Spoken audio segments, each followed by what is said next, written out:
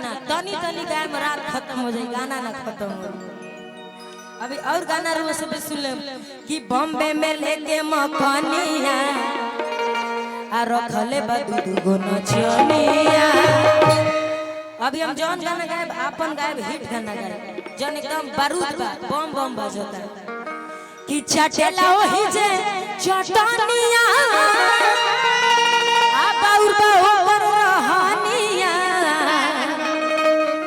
कि चटेला ओही जे चटनिया आ बाउर बाउर रहनिया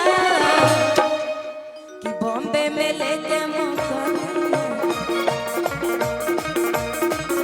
कि बॉम्बे में लेके मकानिया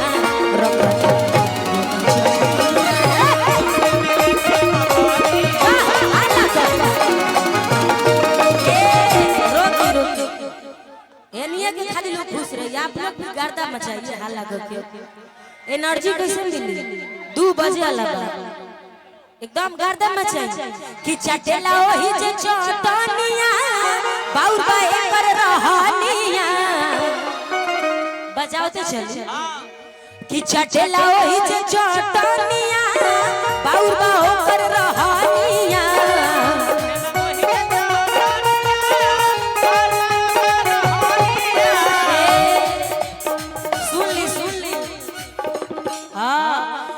औरंगाबाद में लेके मकानिया वाह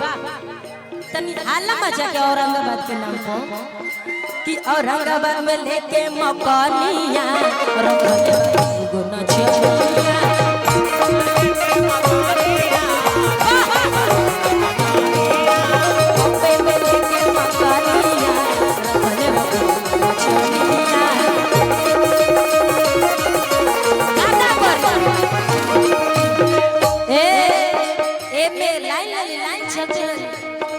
चलेला जिला में हम शासन जानू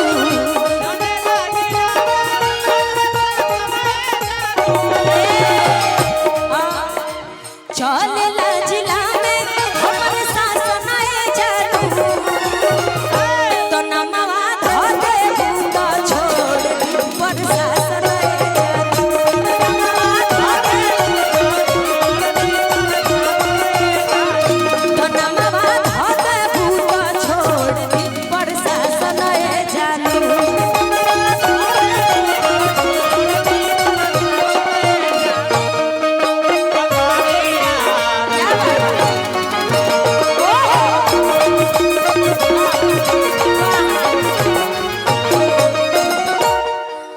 डांस करे ना आएला हमरा ना तो हमहू तारा साथे करत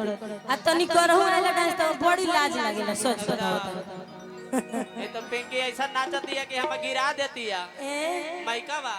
माइका गिरा देती है तो माइका के एकदम खड़ा करके रखी उठा के हाथ में एकदम खड़ा टाइट एकदम टनाटन बोली टनाटन सुना एकदम टाइट करके रख ले तयो घी दे थे हां गिरबे ना करी गोरकी कहती है कि गिरबे ना करी टाइट करके रख ये देखा गिरावे के फिर मैं पढ़ ले बिया हां माइक में बोला माइक में हां और कैसे बाबा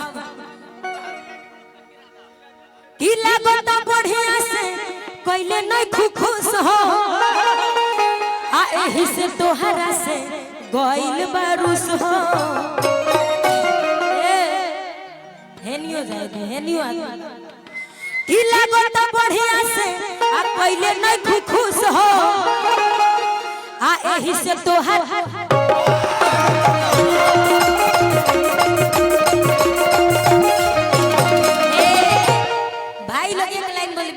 फोकस करिए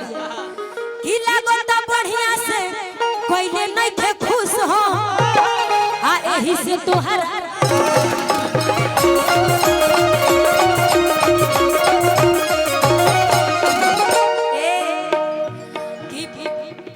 की घर के इज्जत के रखो तनी लाज हो ना तो बियाह तो से बोले दिया जो